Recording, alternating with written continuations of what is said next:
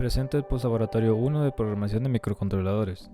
El microcontrolador utilizado fue el ATmega 328P, incluido en la plataforma Arduino Nano. Se programó el microcontrolador usando el lenguaje ensamblador AVR.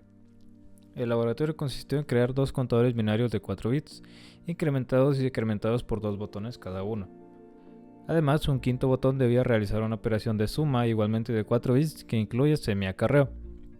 Todas estas funciones debían estar incluidas en una subrutina a la que se llamaría desde el loop principal. Estos contadores y la suma debían mostrarse en físico con LEDs a través de los puertos de entrada y salida del microcontrolador. Los botones debían contar con antirrebote, ya sea en software o físico. Adentrándonos en el código, tenemos primero las definiciones de variables. Se usaron 8 registros de R16 a R22. Luego se configura el stack. Se selecciona la frecuencia de reloj de 16 MHz y se desactiva el uso de los pines PD1 y PD0 como TX y RX, con el fin de poder usarlos como pines de entrada y salida. Luego se configuran las entradas y salidas. Los puertos D y B se configuran como salidas. El puerto C se configura como entrada con circuito pull-up interno activado. Y por último, antes de entrar al bucle principal, se configuran los estados iniciales de cada contador, así como también de la suma. El bucle principal consiste en 3 operaciones principales. Primero, la operación de antirrebote, luego la operación de botones y por último el procesamiento de salida. El antirrebote funciona de la siguiente manera. Se tienen dos registros, los cuales se llaman pref e input, para designar el estado previo y actual de las entradas, que es port C en sus bits del 4 a 0. ¿Sí? Entonces, primero leemos el estado actual de pin C y lo guardamos en input. ¿Sí? Luego comparamos input con el estado previo y tenemos de ahí dos casos resultantes. El primero es que es igual, en el cuyo caso no tenemos que hacer nada porque no ha habido un cambio en los botones y simplemente regresamos al bucle principal. El segundo es que no sea igual al estado anterior, lo que significa que al menos un botón cambió de estado. Si el estado previo y actual son diferentes, entonces llamaremos a un retardo que nos hará perder tiempo. ¿Sí?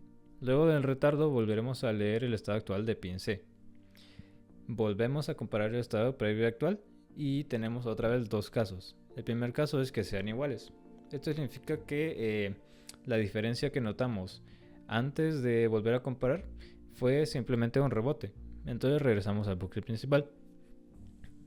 En caso contrario, si las entradas siguen siendo diferentes, confirmaría que un botón fue presionado. Entonces vamos a guardar el estado actual en el previo y vamos a proceder con las operaciones de botones, puesto que nunca hubiéramos llegado a esta parte del bucle si no se hubiera detectado un pulso de botón válido. La subrutina de operación de botones debe trabajar operaciones de 5 botones. Como tenemos el pull-up interno del puerto C activado, nuestra lógica de entrada será inversa. Es decir, un 0 lógico indica que el botón está presionado y un 1 lógico indicaría que está suelto. La estructura de cada botón es la siguiente. Ese input PC0 indica que si el botón está suelto, que la lectura es 1, saltará a la siguiente línea. Si no, no la saltará y decrementará el contador 1. Esta es la estructura general de los primeros 4 botones. El último botón debe funcionar de manera similar. Sin embargo, tenemos que ejecutar varias operaciones si el botón está presionado, por lo que no podemos saltar únicamente la siguiente instrucción. En vez de eso, si el botón está presionado, no ejecutará la instrucción red, lo que saldría de la subrutina y regresaría al bucle principal. Si el botón está presionado, se van a ejecutar las siguientes instrucciones. Primero, hacer un AND lógico con un inmediato de ambos contadores con 0x 0f. Lo que efectivamente borra los 4 bits más significativos de ambos registros. Esto se hace con el fin de no tener problemas con la suma, puesto que los contadores ambos son registros de 8 bits y solo nos interesan los primeros 4. Luego se copia el contador 1 en el registro sum. Se le suma ahora el contador 2, efectivamente guardando en sum la suma de ambos contadores. Y esto concluye la operación de botones. Lo único que falta por abordar es el procesamiento de salidas. Por último tenemos la subrutina de procesamiento de salidas. Entonces tenemos dos registros de la siguiente forma. XXXX son los primeros 4 bits, no nos interesan cuáles son. Y tenemos los 4 bits del contador 1. y de igual manera para el contador 2. Entonces lo que queremos hacer es concatenarlos de la siguiente manera. ¿Sí? Los primeros 4 bits del contador 2 en los 4 bits más significativos del registro y los primeros 4 bits del contador 1 en los últimos 4 bits. ¿Sí? Esto es con el fin de enviarlo al puerto D, que es de 8 bits. Entonces, primero lo que hacemos para lograr esto, vamos a borrar los primeros 4 bits de 7 a 4 utilizando la instrucción AND de ambos registros. Entonces, tenemos un registro que guardará la salida del puerto D. Entonces ahí vamos a copiar el segundo contador. Luego vamos a hacer un desplazamiento de bits hacia la izquierda. Esto se va a repetir 4 veces en total y así vamos a tener el registro de la siguiente manera. Ahora, lo único que falta hacer es un OR con el contador 1, puesto que si hacemos un OR entre 0 y X, cualquier bit, el resultado va a ser solo X. Así, el registro Process Output va a guardar los 4 bits del contador 2 y los 4 bits del contador 1. Finalmente, lo que tenemos que hacer es enviar este registro al puerto D. La salida del puerto B es un poco más simple, puesto que únicamente cuenta con un contador.